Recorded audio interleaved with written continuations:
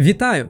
Ви на каналі Трікстера, і сьогодні у нас особливе відео для любителів Ліги Легенд і Садо-Мазо. Я припас для вас справжню перлину серед білдів на Шака. Золотий стандарт і, безумовно, найкраща збірка з початку сезону і до цього моменту.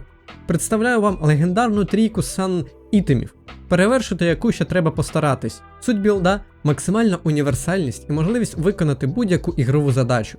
Від холоднокровного смайта тачанки до вбивства будь-якої нафіженої цілі. Неважливо, будь-то керрі, брузер чи танк. Ви будете готові прийняти виклик від кожного і з честю дозволите клону зробити всю роботу за вас. Але ж як? Невже в лізі балансу є спосіб обійти звичні класові рамки, коли асасин наносить багато моментального демеджу, але при цьому сам помирає так же швидко і не справляється із затяжними боями? Моя відповідь – так. Перший аргумент – Екліпс. Для Шака це найкращий леталіті міфік із представлених зараз. Навіть понерфлений, він все ще дає приємні бонуси до сили атаки, леталіті та хасти. Крім того, унікальна пасивка Ever Rising Moon після двох потраплянь уміннями або автоатаками наносить цілі 6% демеджу від її хп та дає нам 15% швидкості бігу і щит на мінімум 180 хп. Відкат пасивки 6 секунд, незалежно від того в бою ви чи ні. Синергія базових характеристик і пасивки дає вам в руки козир для дуелей на ранніх хвилинах і додаткову живучість в командних боях, де інколи можна відлетіти від одного скілшоту. Варто згадати, що пасивка також працює і на клони, а деякі особливо кмітливі противники завдяки її активації можуть відрізнити справжнього Шака від його двійника. І на солодке 4% пробивання броні та дрібка мувспіду за кожний легендарний предмет. Не дуже сильно, але вишенці на тортові ще ніхто не був проти. Другий аргумент – клинок злитого в помийку історії короля, а простіше Ботрак. Унікальний по своїй ефективності предмет для Шака. Не дивлячись на його вартість у 3200 золота і очевидно нішевість на більшості інших чемпіонів, Шака здатний розкрити його потенціал як ніхто інший. Оцінюючи характеристики предмета, варто зазначити їх скудність – 40 АД, 25% швидкості атаки і 10% емпіріка. Більшість спеціалізованих предметів мають набагато ліпші показники, але саме суміщення конкретно цих характеристик в одному ітемі і необхідно для Шака. Більше демеджу? Є. Швидкість атаки для себе і для клона? Є. А згадуючи те, що левова частка демеджу Шака – це автоатаки, весь демедж клона, поки він живий, теж автоатаки. Можливість відхилюватись у бою не раз допоможе вам на протязі усієї гри. А до цього ми отримуємо ще дві унікальні пасивки до нашого набору. Mist's Edge дозволяє нанести на 10% більше демеджу від поточних хп цілі автоатаками. У тому числі це працює і по лісним монстрам. Завдяки цьому ви можете без особливих проблем пробивати брузерів, які збирають багато хп, і вносити вагомий демедж по танкам. Друге уміння – Сайфон.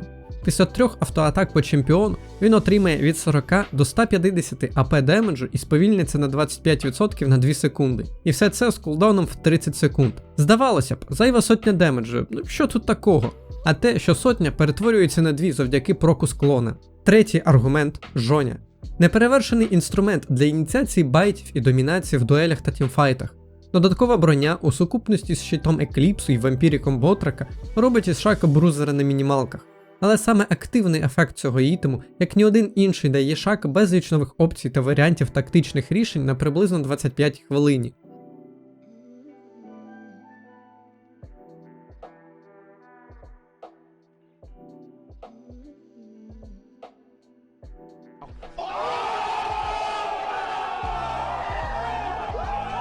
Саме тому Жоня ідеально вписується в концепт універсального воїна.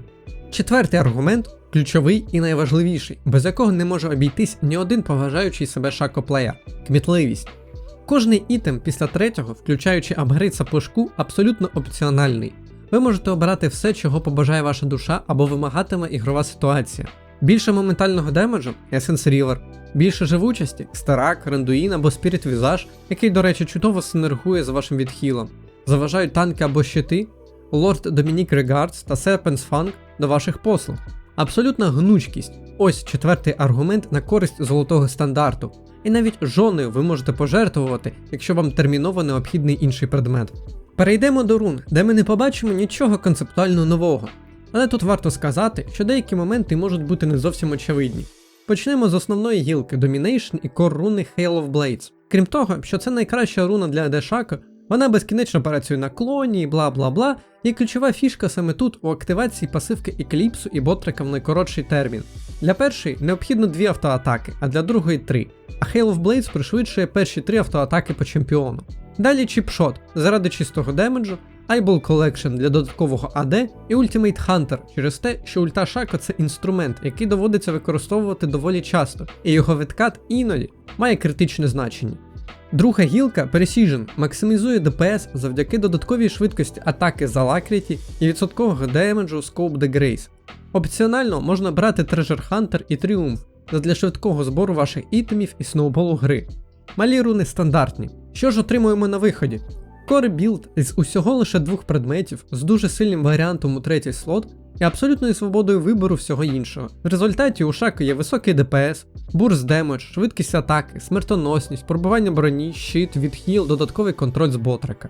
Завдяки цьому ми можемо дуже швидко чистити ліс, дуже швидко і без втрат соло забирати герольдів і драконів, вбивати будь-яких тонких ворогів за рахунок леталіті і бурста, вбивати брузерів за рахунок відхіла і щита, навіть пробивати танків за рахунок відсоткового демеджу по хп з Ботрика, ініціювати будь-які бої у вигідний для нас момент за рахунок Джоні. Тепер ми повинні перейти до блоку про те, в які сетапи противників краще брати цей білд, а в які не варто. Але я буду лаконічним, в будь-які. Так, вам можуть зустрітися сетапи, в яких інші білди будуть більш ефективніші і більш доцільні. Але вам ніколи не зустрінеться така комбінація ворожих чемпіонів, проти якої золотий стандарт не зміг би показати зовсім нічого. Моя порада, якщо ви не знаєте, який спеціалізований білд обрати для вашої гри, беріть Екліпс, Ботрик і не прогадаєте. А от про лісні матчапи мені буде що сказати. Також розглянемо їх, опираючись на градацію складності з короткими коментарями.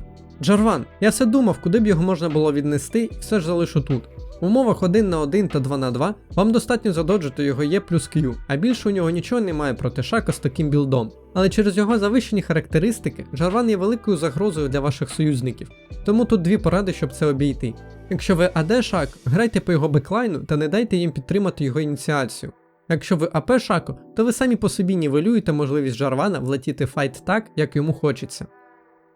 Мастер Yi – найпростіший матчап. Можна ловити на коробку, можна не ловити. Якщо у вас є ульт, Юй просто вб'ється об вас. Лі Сін – другий по простоті матчап. Якщо він не застав вас зненацька, то помирає банально від ваших автоатак на будь-якому етапі гри.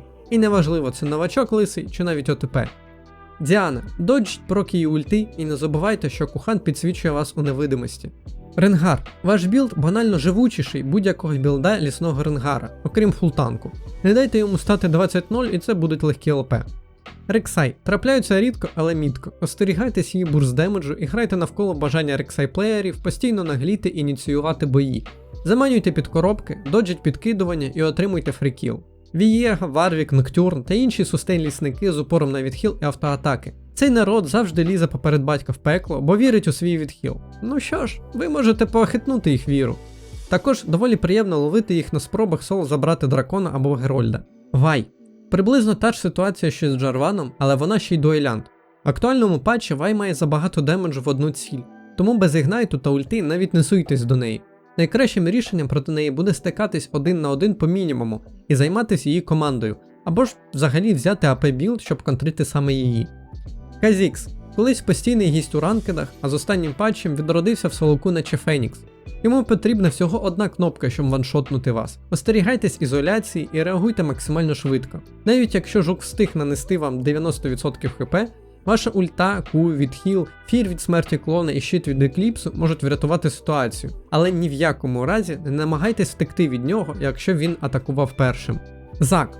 Легко пробивається після отримання Ботрика, але як і Нуну, йому дуже просто вас переганкати і стати несуразно живучим до того моменту, як ви отримуєте хоч якийсь демедж. В тімфайтах ігноруйте його, як і будь-яких танків, або беріть АП. Амуму був страшним у мету танків, але після нерфів послабшав. Незважаючи на це, його ганки з 2 бентами після реворку стали сильнішими, ніж ганки Шако, а потрапляння в ульту призводить до сірого екрану. Намагаємось ловити його на ранніх левелах, а потім чекаємо своїх піків сили на 1-2 предметах.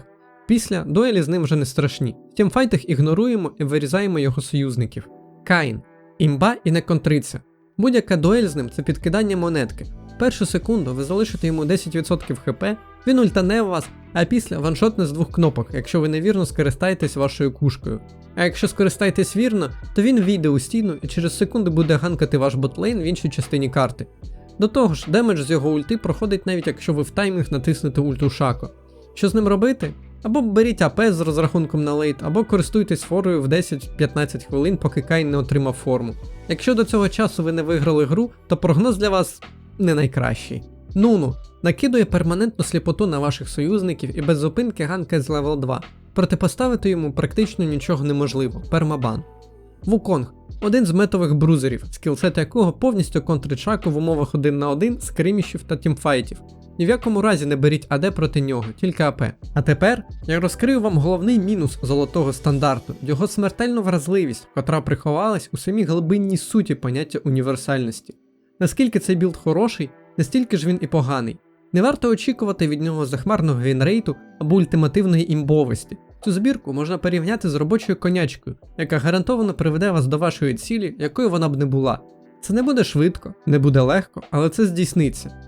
А якщо ж ви досвідчений гравець на Шако, можете відрізнити коробку від клона коробки, то вміло жонглюючи білдами, заточеними під конкретні цілі у правильних сетапах, ви отримаєте більш швидкий переріст ЛП. Виходячи з цього, я рекомендую спробувати збірку усім гравцям на Шако і особливо новачкам та середньому Ело до D4. Ніякої особливої складності в освоєнні ви не зустрінете.